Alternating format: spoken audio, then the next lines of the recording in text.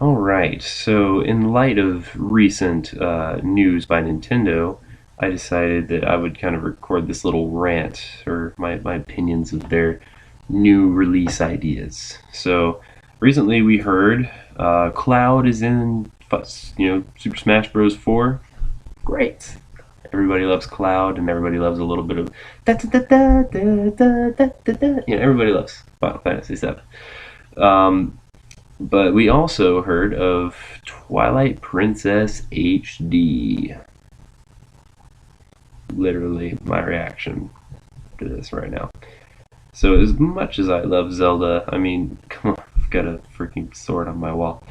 So I honestly think this is a really kind of shoddy business tactic by Nintendo by now because, we were kind of promised a Zelda game on the Wii U. Well, even if we weren't promised, like it's been a pattern, new console, new Zelda, and we've seen this new Zelda game in the works that doesn't even have a title yet, and people, there's lots of speculations as to what it is, but it just got delayed, and I don't mind delays, take whatever time you need to make a good game, but at the same time, when you have such things as Skyward Sword, and you're not putting out too good of a track record, uh, it's generally a good idea to, well, I'm not saying put out the game before it's done by any means, but you want something steady for your consumers to be able to grasp and have. But anyway, so we've seen a lot of remakes out of Nintendo recently, from Mario to just what feels like just about everything. And it really started with Ocarina of Time, of course. The masterpiece that is Ocarina of Time. Shoot, there have been so many remakes, and it was even a remake for it for the N64 that it came on.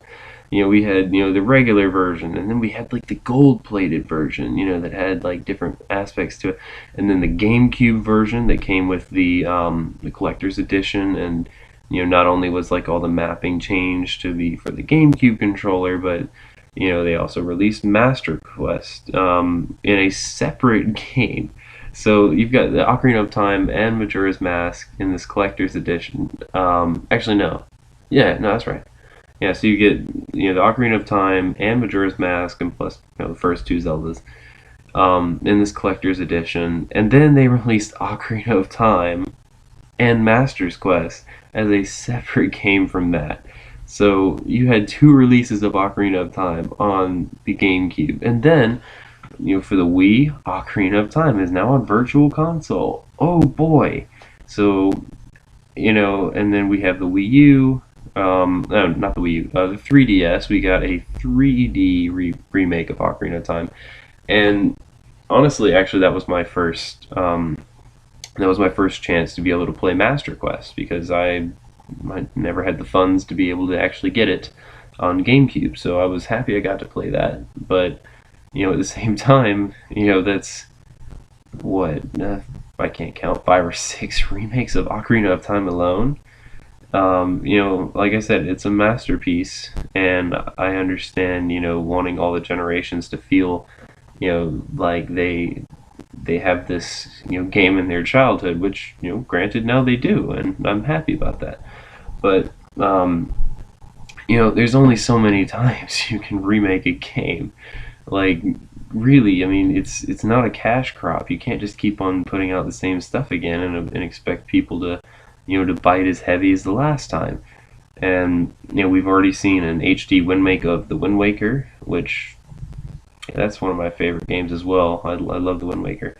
But actually, so with all these remakes coming out, it's like, where's like the new original content going?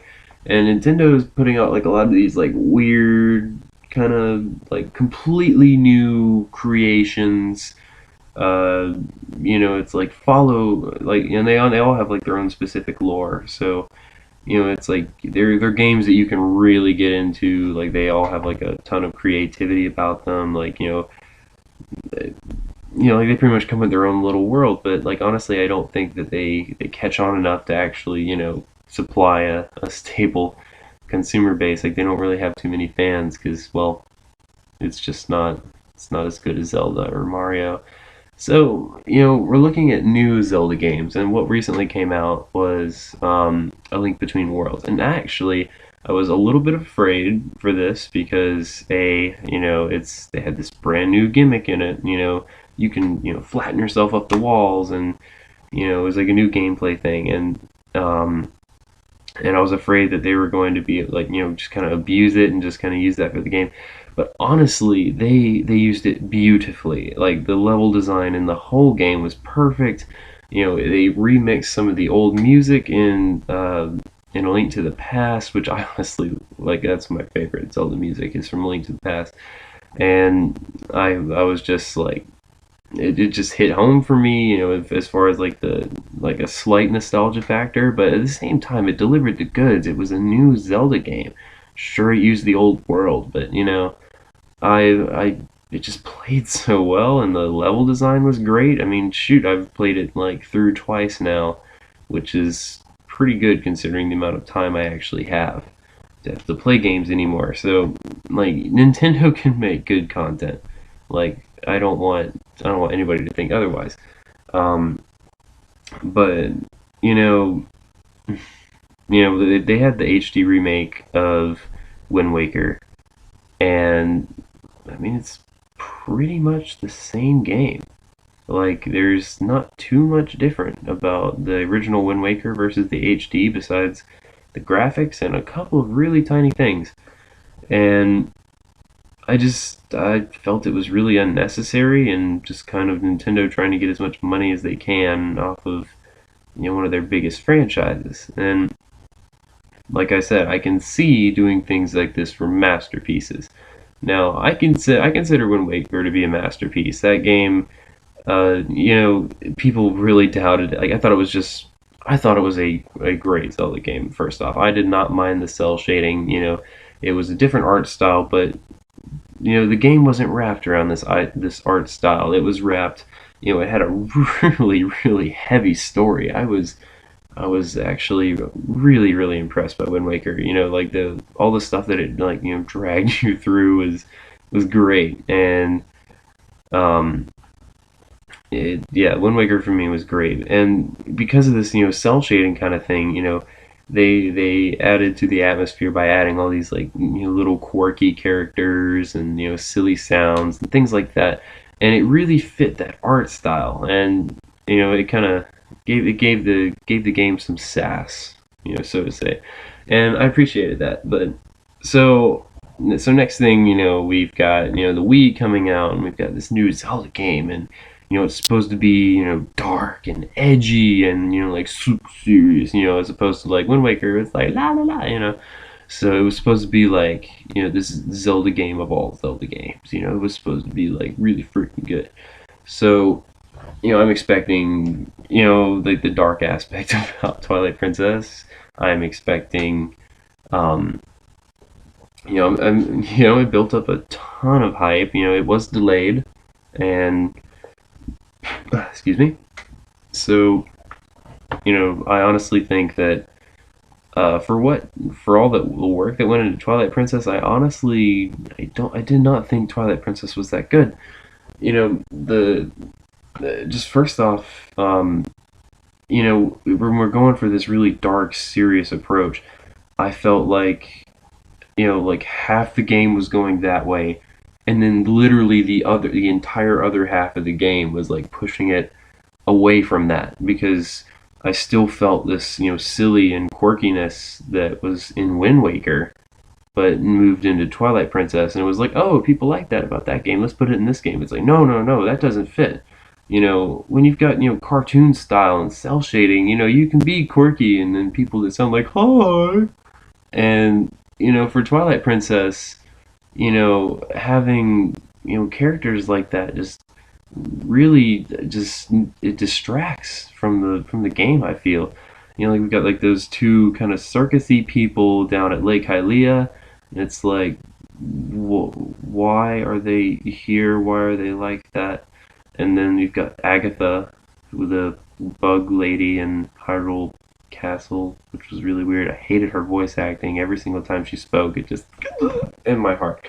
So, um, yeah, it was. I felt like some of the voice acting was sort of distracting from the whole aspect of it. And actually, in Twilight Princess, one of the things I really did not agree with was the music.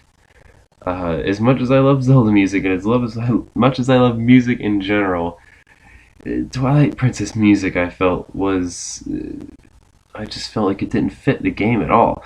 Because, like I said, like it's supposed to be this dark, sort of really serious storyline where it's like, oh my god, this is Zelda. It's dark and it's really real. But you have this sort of uplifting theme. Da da da da da da da da da da da da, and like it took that motif through every part of the game, and uh, I just I just really felt like it wasn't what this game needed. And I felt like because of this, giant, tension there, I just really didn't feel like it was a good experience. And also the level design came into play too. The game was huge. Lake Hylia was absolutely huge. The whole like main Hyrule field was huge. It had four parts to it. I believe. So, um, like just starting for Lake Hylia, like it was just empty. There was nothing in it. Like you go around, you can swim in the water. Oh boy, and uh, you can go over to like the trees on the side, and there might be like a cave or two. But a cave or two and something that big, I mean, it takes like 5 to 7 minutes, like total, to swim across that lake. It's huge. It's like honestly, I think they can learn from Skyrim and say like, okay, this is like the amount of content you should be putting in sort of a thing like this, which I think they have been doing. I guess from what I understand, the next Zelda game should be doing something along that lines. But so I felt like honestly the level design, as far as like gameplay and things like that, uh, like the actual dungeons and like what you did to get through them, I thought it was kind of. I mean, some dungeons had a cool aspect. Like I loved going through the Temple of Time and taking control of all the pots and everything, and or statues, I should say. And I felt like that was really fun. Um, and I think it was actually mainly because the art style and some aspects of the gameplay, but most of the items that you get in the temples, like you maybe use during that temple, maybe a little bit in like a later temple, and then like a couple of spots in the open field, and that's it. And I didn't feel like I didn't feel any need to use like the spinner ever. Like God, the spinner. But that being said, the double claw shots were really fun. Getting to like going around. It's like what everybody wanted to do with the hook shot, but never could. But I felt like that was a good thing. But still, like shoddy, just kind of world design, as far as like the items. Uh, I don't know. I just felt like there were several things making this, kind of less than a masterpiece for a Zelda game. And so, anyway, I feel like this HD remake maybe shouldn't be made. Really focus the dev team on, making this new Zelda game and really pushing towards like new things from Nintendo. As much as people revel about the old things about Nintendo, I think what Nintendo needs to do is just really establish themselves as somebody who can really make a kick-ass game. I mean, sure, some of these games are fun, like Mario Maker, and Splatoon was pretty fun. Um, but as far as like masterpieces are concerned, not just like these party games, Call of Duty style. Like, yeah, if you plug in Call of Duty, you're probably gonna have a good amount of fun no matter what you do. But is that going to leave an impact in you? No, it's just some quick fun.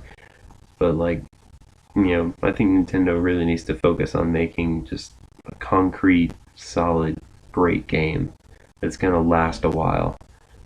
And once they can do that, then I feel, then come the remakes, and do whatever you want, but make sure you can provide the main source of goods for for your actual actual product. So anyway, it's been a long rant, but I felt like I needed to get that off my chest. Thank you for listening, and yeah.